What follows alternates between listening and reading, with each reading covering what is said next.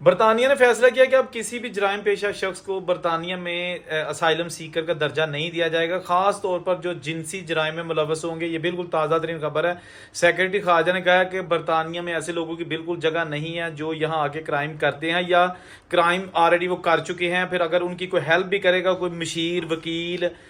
ان کا کیس لڑے گا کہ جس کو درجہ دو پناہ گزینوں کا، یہ اس کے پیپر بناؤ، تو اس وکیل مشیر کے خلاف بھی کارروائی ہوگی۔ یہ سارا کچھ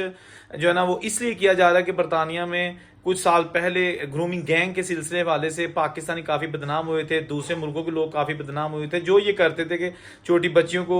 ورگلا کے ان کے ساتھ زیادتیاں کرتے تھے، اور یہ بہت بڑا برطانیہ کے تاریخ میں ایک کیس بنا تھا۔ تو اب جناب لیٹسٹ جو امینڈمنٹ کی گئی ہے 29 اپریل 2025 کو، اس میں یہی ہے کہ کوئی بھی بندہ کرمنل ہوگا اور اسائلم سیکر کے لیے درخواست دے گا، اس کا کیس ریجیکٹ کر دیا جائے گا، 12 مہینے یعنی 1 سال کی سزا بھی اس کو دی جا سکتی ہے۔ اور جو بندہ اس کی وکالت کرے گا، سفارش کرے گا، یا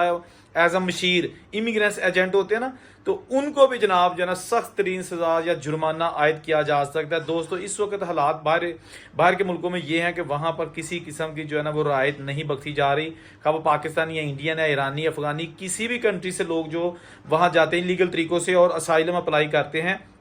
تو اب اسائلم کے حوالے سے کافی چیزیں سامنے آ چکی ہیں، اب ان کی دال نہیں گلے گی۔ اٹلی نے پہلے ہی کہہ دیا کہ جو اٹلی آ کے اسائلم کرے گا ہم ان کو البانیہ بھیج دیں گے، اور اس کے ساتھ ساتھ دیگر جو کنٹریز ہیں انہوں نے بھی، جرمنی کوشش کر رہا ہے کہ ان کو روانڈا جو ہے نا بھجوا دیا جائے جو اسائلم سیکرز ہیں۔ تو اب جناب جو بھی بندہ باہر جائے گا سوچ سمجھ کے جانا، کیونکہ اب حالات ٹھیک نہیں ہیں، فی الحال حالات ٹھیک نہیں ہیں۔